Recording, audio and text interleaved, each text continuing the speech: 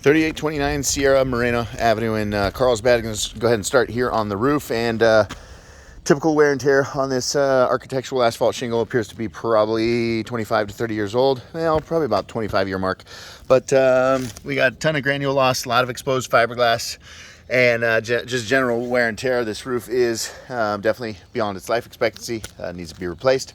Want to shoot a quick video, show you a couple things besides the obvious.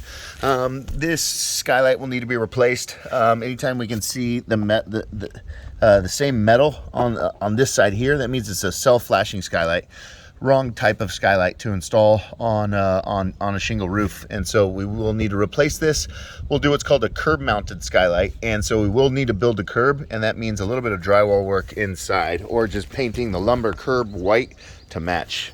There is only one layer on this asphalt shingle roof, and so we could go right over the top of it. I'm always going to recommend that we tear off the old roof and replace any rotten wood that we find. There is some really soft plywood as I walk around this roof, and so I would expect us to replace some plywood.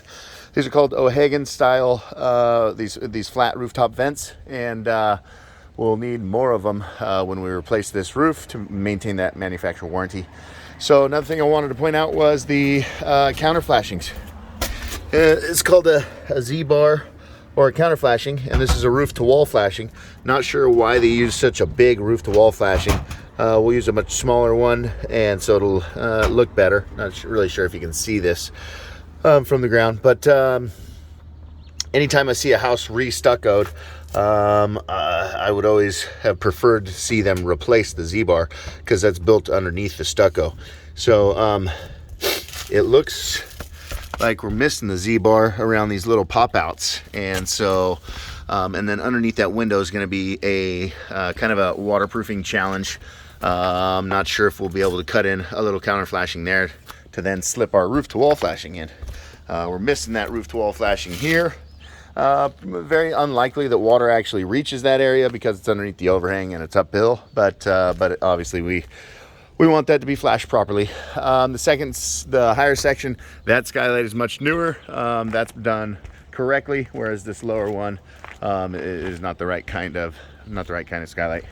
Come over here to the chimney, and again, I would have liked to see a new Z-bar installed here.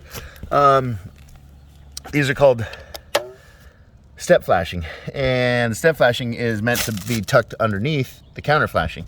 And so what we will do here is we'll just snap a chalk line along the stucco, cut into the stucco with a grinder, and push in a new counter flashing, and it'll be super clean. It'll definitely look better than what's here, and it'll properly waterproof it.